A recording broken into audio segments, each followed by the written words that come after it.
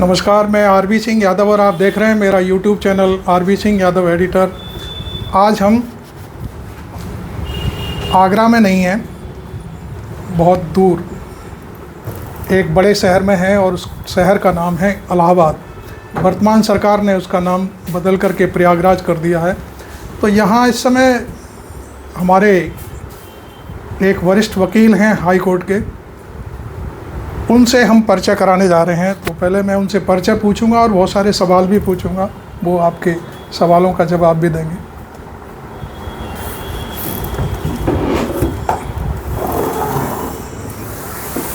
आपका शुभ नाम सर, अपना थोड़ा सा पर्चा दे दीजिए संक्षिप्त में। भोलानाथ यादव जी। एडवोकेट, उच्च न्यायालय इलाहाबाद। जी जी। मैं प्रॉपर इलाहाबाद से ही बिलोंग करता हूँ। इलाहाबाद में सोरांव तहसील है। जी जी। सोरांव तहसील यहाँ से लगभग 15 किलोमीटर थरवई थाना के बगल हमारा मकान पड़ता है। अच्छा। और 25 साल से मैं शहर इलाहाबाद में जगराम चौराहा के पास यहाँ निवास है। और प्रैक्टिस आपकी? Practice Allahabad high court. कितने कब से शुरुआत की है? नवंबर 2000 से हम इलाहाबाद हाई कोर्ट में हैं। 1986 से लेकर के नवंबर 2000 तक हम डिस्ट्रिक्ट कोर्ट इलाहाबाद कोर्ट में रहे थे। जी। मैंने आपके बारे में कुछ सुना था कि भाई आप बड़ी बड़ी किताबें लिखी हैं। तो सर हमने सबसे मैं पहले समझता हूँ कि शायद मेरी बात सच है क्या? कुछ सच है सर। अच्छा अच्छा। कितनी किताबें लिखी हैं और किस सब्जेक्ट पर लिखी हैं, थोड़ा सा ब्रीफ कर दीजिए मुझे। सबसे पहले मैंने सर जो है 1990 में उत्तर प्रदेश चोर चकबंदी अधिनियम की कमेंट्री लिखा। पहली किताब लिखी? पहली किताब।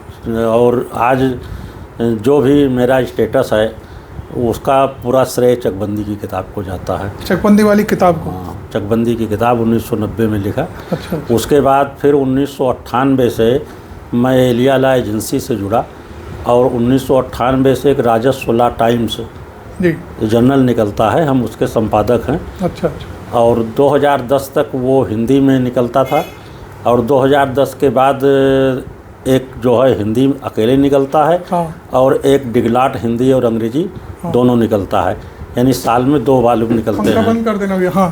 तो ये राजस्व लॉ टाइम्स। उसके बाद जो है लगभग 2000 में हमारी चकबंदी से भी बड़ी कमेंट्री एक आई, उत्तर प्रदेश भू राजस्व अधिनियम 1901। हाँ। ये उस समय की चकबंदी की बात की, उससे भी बड़ी कमेंट्री थी। जी जी। उसके उसके बाद जो है राजस्व विधि के क्षेत्र में लगभग हर टॉपिक पर आपको हमारी किताब मिलेगी। अच्छा। जैसे लैंड रिकॉर्ड मैनुअल, हाँ, हमारी किताब आपको मिलेगी। अधिकतम जो सीमा आरोपण अधिनियम, हमारी किताब आपको मिलेगी। कोर्ट फीस पर हमारी किताब मिलेगी। न्याय जो है रजिस्ट्रेशन एक्ट पर मिलेगी। स्टाम्प शुल्क पर मिलेगी। और ये जो है फिर ये राजस्व लॉ टाइम्स का, राजस्व लॉ टाइम्स तो हो गया, ये उत्तर प्रदेश राजस्व संहिता 2006। ठीक है। ये तो बहुत लंबी फहरिस्त है। आपने कितनी टोटल किताबें? लगभग 30-35 से ऊपर 30-35 किताबें लिखी हैं। वो एक थोड़ा सा एक क्लैरिफिकेशन चाहता था। पिछले दौर में कुछ ऐसा हुआ था कि ये जो एक क्या होता है, आपने वसीयत पर भी कोई टिप्पणी शायद किसी अखबार में पढ़ी थी और फिर उसके बाद वो थोड़ा सा आपको बड़ा वास्तव में उस चीज़ पर थोड़ा वास्तव में रजिस्ट्रीकरण अधिनियम 1908 जो केंद्र सरकार का अधिनियम है जी, उसके अंतर्गत देश में वसीयत का रजिस्ट्रीकरण अनिवार्य नहीं है, ऑप्शनल है। चाहे आप उसका रजिस्ट्रेशन कराएं या न कराएं। लेकिन उत्तर प्रदेश में 2004 में आदरणीय मुलायम सिंह की सरकार जब आई तो उत्तर प्रदेश जमींदारी विनाश अधिनियम 1950 की धारा 169 में उन्होंने संशोधन किया और उसमें ये प्रावधान बना दिया कि कृषि भूमि के संबंध में वसीयत तभी मानी जाएगी जब वो रजिस्ट्रीकृत हो। ठीक, वो लागू हो गया 2004 से। अच्छा। लेकिन उत्तर प्रदेश जो चकबंदी अधिनियम 1950 जो है वो महामहिम राष्ट्रपति से असेंटेड अधिनियम है। अधिसूचना जारी होने के बाद हाँ अधिकृत माना हाँ, लेकिन 2004 में जो संशोधन हुआ वसीयत के संबंध में, वो राज्यपाल के ही अनुमति से लागू कर दिया गया था। उसमें महामहिम राष्ट्रीय स्तर पर राष्ट्रपति का और नीचे लेवल पर राज्यपाल का, तो वो जो है वो राष्ट्रपति से एसेंटेड नहीं था। एक्चुअली ये मामला एक हाई कोर्ट में उठा, प्रमिला देवी का केस है। प्रमिला देवी के केस में 2 जजों के पास ये रेफ़र किया गया इलाहाबाद उच्च न्यायालय में प्रकरण। तो वहाँ पर ये बात आई।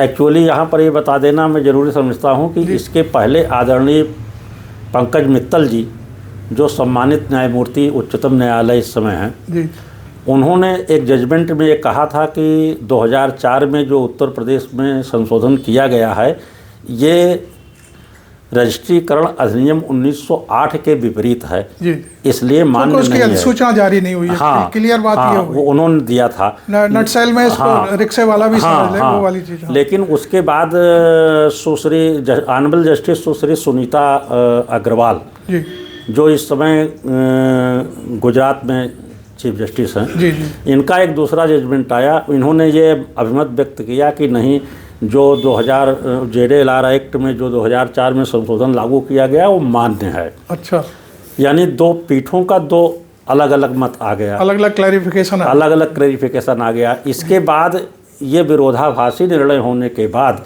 फिर 2 जजों के पास ये फिर खंडपीठ को भेजा गया। खंडपीठ ने ये तय कर दिया, अभी जजमेंट आया है हाल में, साल खान का है, ये जजमेंट, ये निर्णय तय कर दिया गया कि उत्तर प्रदेश में वसीयत का रजिस्ट्रीकरण अनिवार्य नहीं है। जो 2004 में उत्तर प्रदेश जमींदारी विनाश अधिनियम के संशोधन के माध्यम से लागू किया गया था, वो महामहिम राष्ट्रपति के एसेंट न होने के कारण अल्ट्रा वायरस है, उसे समाप्त कर दिया गया। मेरी जो अपनी अभिव्यक्ति थी, जो आपसे मैंने व्यक्त किया, पेपर में बहुत निकला, ये निकला खास कुल मिलाकर के आपका हृदय द्रवित इसलिए हुआ कि अखबारों में आधी अधूरी सूचना आई। पेपर में ये निकला कि अब उत्तर प्रदेश में वसीयत का रजिस्ट्रीकरण अनिवार्य नहीं है। ये भ्रमित खबर थी। ये भ्रमित खबर है। उसका कारण ये है कि 11 फरवरी 2016 से उत्तर प्रदेश में जमींदारी विनाश कानून अधिनियम समाप्त कर दिया गया।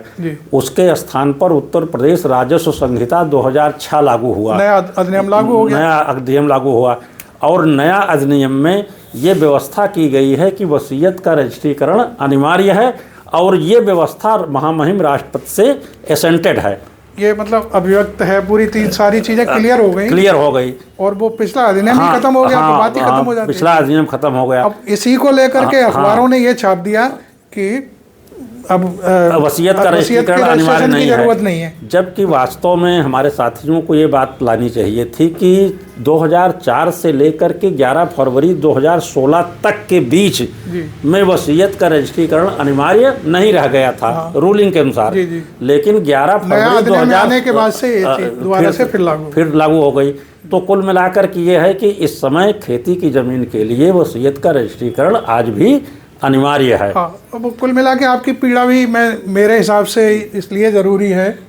हमारा देश जो 80% जनता है किसानों की और धरती पर काम करती है, तो उसको तो आमतौर पर वसीयत और इस तरह की चीज़ें सामने आती रहती हैं। सही जानकारी जानी चाहिए। आपका सोचना यह है कि भाई भ्रमित वाली खबरें, हम फैलाने वाली खबरें थी, उससे आपको तकलीफ। मेरा राजस्व के वकील हैं और 30-35 किताबें लिख चुके हैं, तो मेरा कोई अन्यथा वो नहीं है। साथ था कि थोड़ा क्लेरिफिकेशन होना चाहिए। जैसे उसी पेपर में अगर एक लाइन ये आता कि यहाँ पर ये अवगत कराना भी आवश्यक है कि 11 फरवरी 2016 से उत्तर प्रदेश में किसानों का नया कानून लागू हुआ है और उसके अंतर्गत वसीयत का रजिस्ट्रीकरण अनिवार्य है।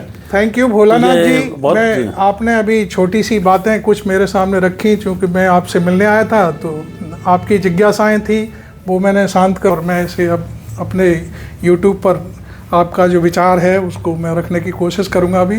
तो अब मैं आपसे पूरी जो मेरे श्रोता हैं और मेरे चैनल को देखते हैं, मैं उनसे अपील करूंगा कि इस वीडियो को, चूँकि ये ना तो इलाहाबाद के स्तर का है, ये पूरे देश के स्तर की बात है, क्योंकि वसीयत का मामला है, पूरे देश में ही वसीयतें की जाती हैं।